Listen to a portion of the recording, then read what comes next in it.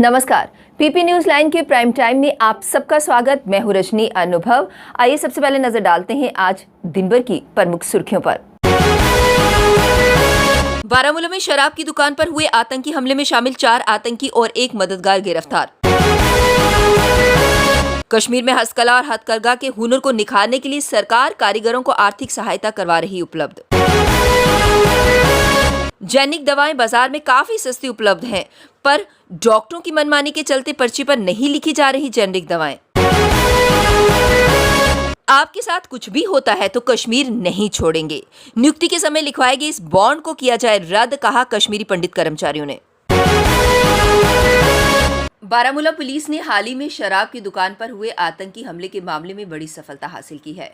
Police ने इस मामले में 4 आतंकियों और उनके एक मददगार को गिरफ्तार किया है। सभी प्रतिबंधित आतंकी संगठन लश्कर-ए-तैयबा से जुड़े हुए बताए जा रहे हैं।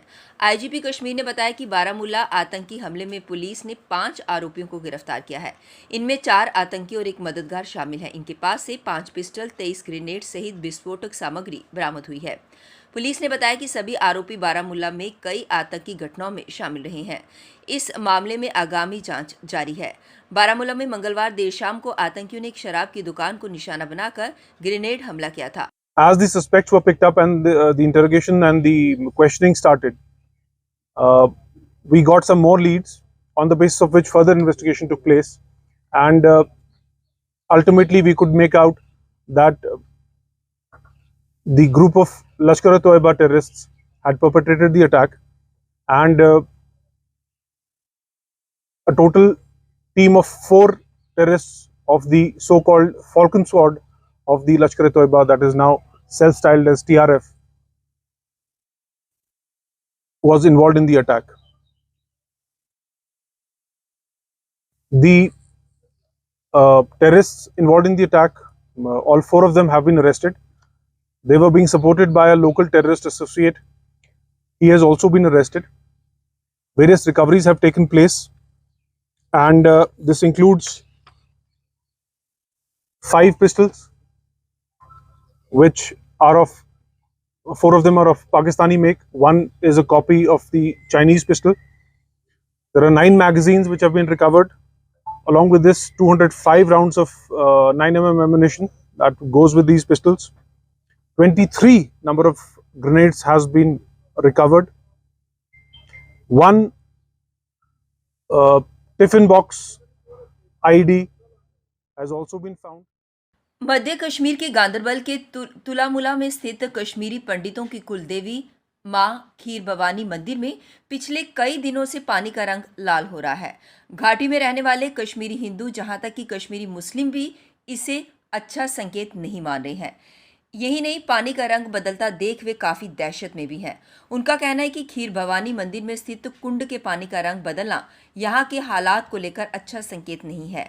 जगती में रहने वाले कश्मीरी हिंदू ने कहा कि 1990 में जब खीर भवानी मंदिर में स्थित कुंड में पानी का रंग काला हो गया था, घाटी में हिंदुओं पर संकट आ गया था और उन्हें कश्मीर छोड़ने पर मजबूर होना पड़ा था। एक बार फिर पानी ने रंग बदला है। अब पता नहीं कश्मीरी हिंदुओं पर क्या बड़ा संकट आएगा। कुंड के पानी के रंग बदलने की धारणा के बारे में विस्तार पूर्वक बताया कि ऐसा अगर पानी हरा या फिर नीला हो तो इसे अच्छे दिनों का संकेत माना जाता है, और अगर ये काला या फिर लाल हो जाए तो इसे आपदा का संकेत माना जाता है। स्थानीय लोगों से मिली जानकारी के अनुसार पानी के रंग में बदलाव काफी दिनों से हो रहा था। शुरुआत में यह हल्का लाल था, परंतु अब ये गहरा लाल हो गया है। लाल रंग किसी प्रलय या फिर रक्तपात का संकेत माना जाता है कि इससे पहले उन्होंने कभी खीर भवानी मंदिर का पानी लाल होने की बात नहीं सुनी है। ये किसी बड़ी परेशानी से कम नहीं है। महंगाई के इस दौर में आम आदमी की कमाई का एक मोटा हिस्सा इलाज पर ही खर्च हो जाता है। लोगों की इस चिंता को समझते हुए केंद्र सरकार ने जन औषधि केंद्र की सुविधा दी, जहां जेनेरिक दवाएं बाजार में काफ़ी सस्ती उपलब्ध होती हैं, लेकिन अभी भी पर्ची पर सिर्फ आधी दवाएं ही डॉक्टर जेनेरिक लिख रहे हैं। दूसरी तरफ आधे मरीज ही जन औषधि केंद्र से दवाएं खरीद रहे हैं। जन औषधि के प्रति जन जागरूकता का भी अभाव है। इसी के चलते डॉक्टर की मनमानी अभी भी चल रही है। वे बाजार की दवाएं लिख देते हैं। लोगों को जागरूक करने और डॉक्टरों पर लगाम लगाने के लिए विभाग की पहल अभी नाकाफी है। कश्मीरी युवाओं के हाथों में आज पत्थर नहीं, वह औजार हैं जिससे वे अपनी तकदीर की लकीरें खुद बनाकर उज्जवल भविष्य की तरफ बढ़ रहे हैं।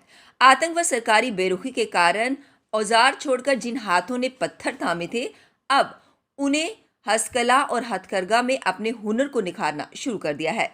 जम्मू कश्मीर प्रदेश प्रशासन भी इन कारीगरों का हाथ थामकर उन्हें राष्ट्रीय व अंतर्राष्ट्रीय बाजार उपलब्ध करवाने के साथ आर्थिक सहयोग उपलब्ध करवा रहा है। इससे कश्मीर की हस्तकला व हथकरघा एक बार फिर बाजार में छाप छोड़ रहे हैं। कश्मीर में 2 साल में भारी संख्या में युवा कारीगरों ने अपनी सहकारिता समितियां गठित कर हस्तकला व हथकरघा का काम शुरू किया है। वित्तीय वर्ष 2021-22 में ही 2000 कारीगरों ने कश्मीर के हस्तकला व हथकरघा विभाग के पास पंजीकरण करवाया।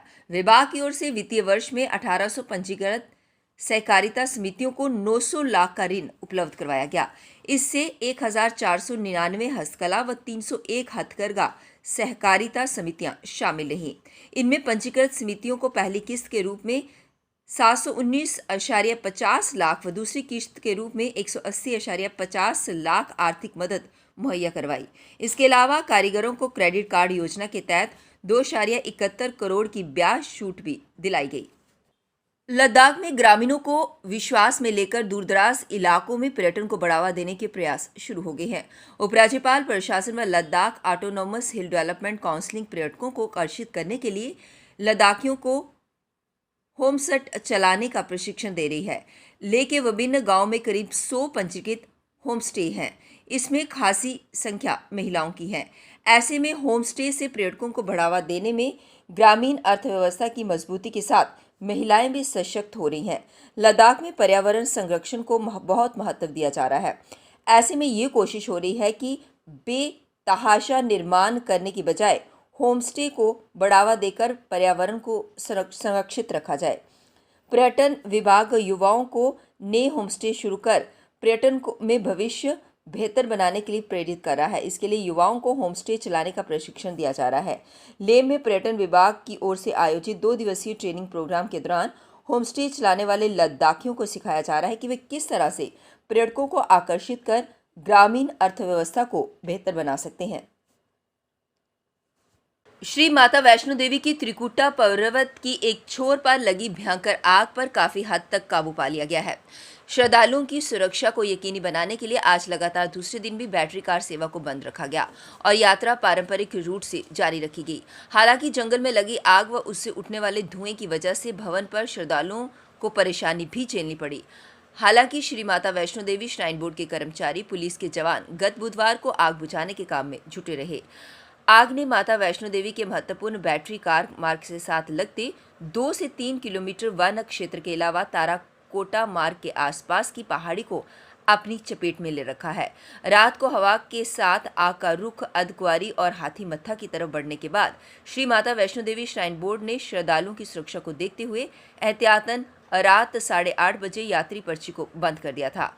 रात को कर्मी आग पर काबू पाने में प्रयास करते रहे और इसमें काफी हद तक सफलता भी मिली है। कश्मीरी पंडित सरकारी कर्मचारी राहुल भट्ट की हत्या के विरोध में बुधवार को श्रीनगर की प्रेस एन्क्लेव में पीएम पैकेज के कर्मचारियों ने प्रदर्शन किया। यहां धरने पर बैठे कश्मीरी पंडित कर्मचारियों ने कहा कि पीएम पैकेज के बॉन्ड को रद्द किया जाना चाहिए और उन्हें जल्द से जल्द सुरक्षित जगहों पर स्थानांतरित किया जाना चाहिए। प्रदर्शनकारियों ने उपराज्यपाल और भाजपा सरकार के खिलाफ नारेबाजी की।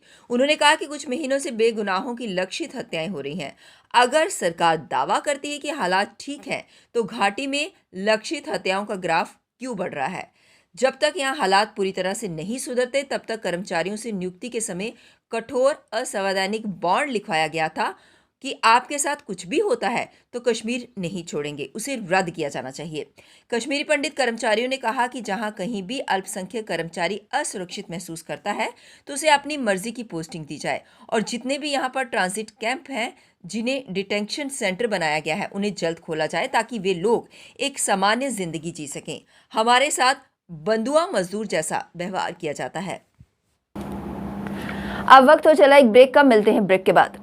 मजबूती की पहचान ACC cement, messrs Bishandas Jaswal and sons, authorised stockist, ACC cement, 45 transport Nagar, Jammu. रंगीन खबरों की परत दर परत खोलता है तबसरा, सला बयां करता है खबर के पीछे की कहानी। तीर पंचाल से सब कुछ दिखता है।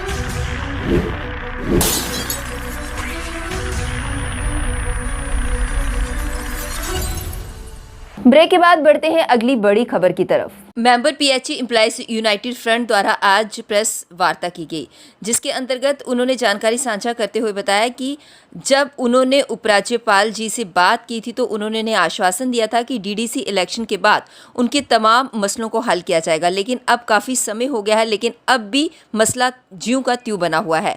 उनकी मांगों में रेगुलराइजेशन पॉलिसी, उनके जो 70 महीने के पेंडिंग वेजेस हैं उन्हें देना और मिनिमम वेजेस एक्ट को लागू करना शामिल था, लेकिन अभी तक एक भी डिमांड उनकी पूरी नहीं हुई। उन्होंने कहा कि हमें मजबूर होकर सड़कों पर उतरना पड़ रहा है और इससे सिर्फ हम ही नहीं, हमारे परिवारों को भी काफ़ी मुश्किलात का सामना करना पड़ रहा है। उन्होंने चेतावनी देते हुए कहा कि अगर उनकी मांगें पूरी नहीं हुई तो 28 और 29 अप्रैल को वो काम छोड़ हड़ताल पर जाएंगे और उग्र प्रदर्शन करने के लिए मजबूर हो जाएंगे, जिसका जिम्मेदार सिर्फ और सिर्फ प्रशासन होगा। जोर जबरदस्ती करके हमारा हक जो है हमें नहीं दिया, ये कानूनों का भी उल्लंघन है और फंडामेंटल राइट्स जो ह्यूमन राइट्स है उसका भी ये वायलेशन है। तीसरी हमारी मांग है minimum wages act as per Delhi UT, जो कि यूटी बनने के साथ जम्मू कश्मीर में लागू होना चाहिए था, लेकिन परमानेंट एम्प्लॉयज़ को सारे बेनिफिट जो यूटियों के थे वो दिए गए, लेकिन डेलिबरेटली डेली वेजर को इग्नोर किया गया, मजबूर किया गया कि डेली वेजर सड़कों के ऊपर उतरे।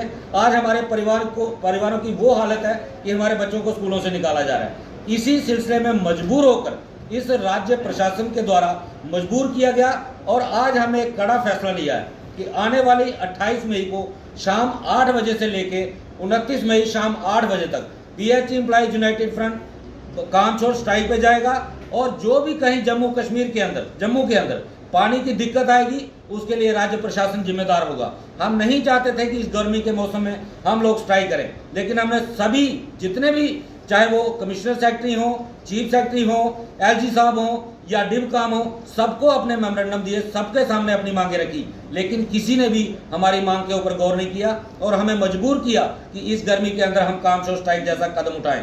हम जम्मू की जनता से भी माफ़ी चाहते हैं और साफ है कहना चाहते हैं कि हमने पहले भी कई बार जम्मू की जनता से अपील की है कि हमें मजबूर किया जा रहा है कि हम ऐसा कोई कड़ा कदम उठाएं, और इसलिए जो 24 घंटे की पहले फेज में हमने स्ट्राइक की कॉल दी है, मैं सभी तमाम डेली वेजरों से ये अपील करना चाहता हूं कि सभी लोग इस स्ट्राइक को कामयाब करें और आने वाली जो अगला नेक्स्ट प्रोग्राम होगा वो इससे भी ज़्यादा कड़ा होगा।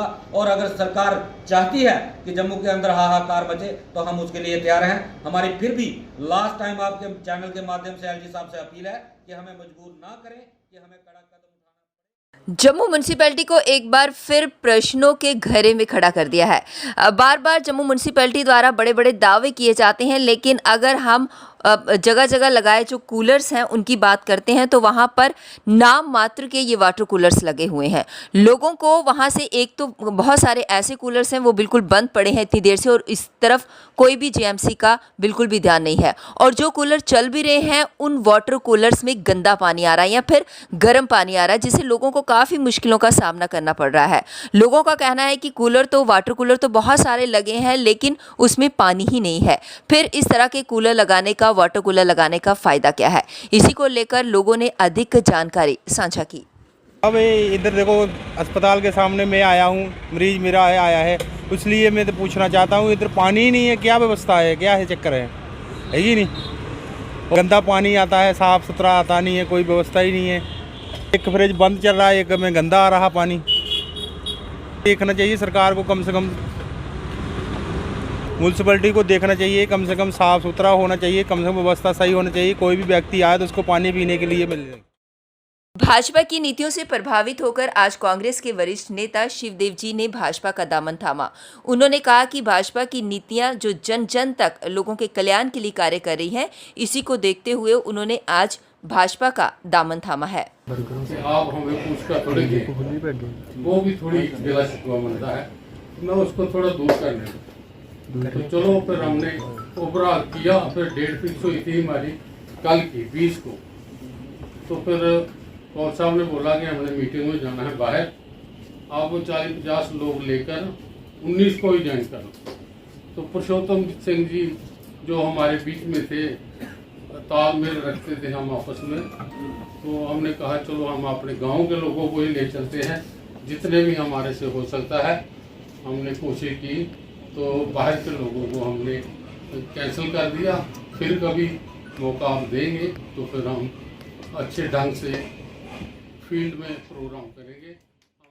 शिवसेना जम्मू कश्मीर इकाई द्वारा आज बढ़ती महंगाई को लेकर एक बार फिर भाजपा को कोसा गया। उन्होंने कहा कि भाजपा सरकार जब से आई है तब से महंगाई दिन ब दिन बढ़ती जा रही है, लोगों को घर का गुजारा कर पाना बहुत ही मुश्किल हो रहा है। उन्होंने खासतौर पर रसोई गैस की बात करी। उन्होंने कहा कि रसोई के सभी जितनी भी चीज़ें हैं वो लगातार महंगी होती जा रही हैं। साथ ही साथ उन्होंने माननीय प्रधानमंत्री जी से अनुरोध करते हुए कहा कि लोगों को महंगाई से राहत दी जाए और उन्हें नगद सहायता प्रदान की जाए ताकि लोग राहत की सांस ले सकें।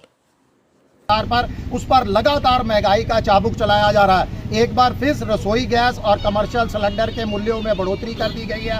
यानी देश को जहां पर मोदी सरकार मुफ्त के अंदर जनता को सिलेंडर दे रही थी, मुफ्त राशन दे रही थी, आज वो देश की जनता खून के आंसू रो रही है महंगाई को लेकर। एक तरफ आमदनी जो है वो आधी रह चुकी है और महंगाई का जोर जो है वो दुगना चौगुना हो चुका है। आज कोई भी घरेलू इस्तेमाल की कोई भी ऐसी वस्तु नहीं बची जिस पर महंगाई का चाबुक ना चला हो। तो शिवसेना प्रधानमंत्री माननीय नरेंद्र मोदी जी से अपील करती है कि जनता को महंगाई से राहत दें। मंदिर मस्जिद लाउड स्पीकर की राजनीति से बाहर निकलकर जनता को महंगाई से राहत दी जाए और जनता को नगद सहायता दी जाए।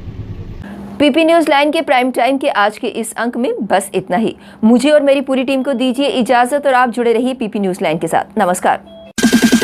जम्मू में आई टेस्टिंग की साइंटिफिक और मॉडर्न टेक्नोलॉजी के लिए हमेशा याद रखें जेम ऑप्टिशियंस, जहां पर रखा जाता है आपकी हर जरूरत का ख्याल। Gem opticians with the facility of eye exercise, A scan, biometry, pachymetry और ऑटोमेटेड फील्ड एनालाइजर। और हाँ, हमारे यहाँ बढ़िया क्वालिटी के ब्रांडेड स्पेक्टिकल्स, सनग्लासेस और कॉन्टेक्ट लेंसेज मिलते हैं। आपका भरोसेमंद एक ही नाम, Gem Opticians, Gandhinagar. Gem Opticians, Nai Basti. Gem Opticians, Amphalla. Gem Opticians, Trikuta नगर।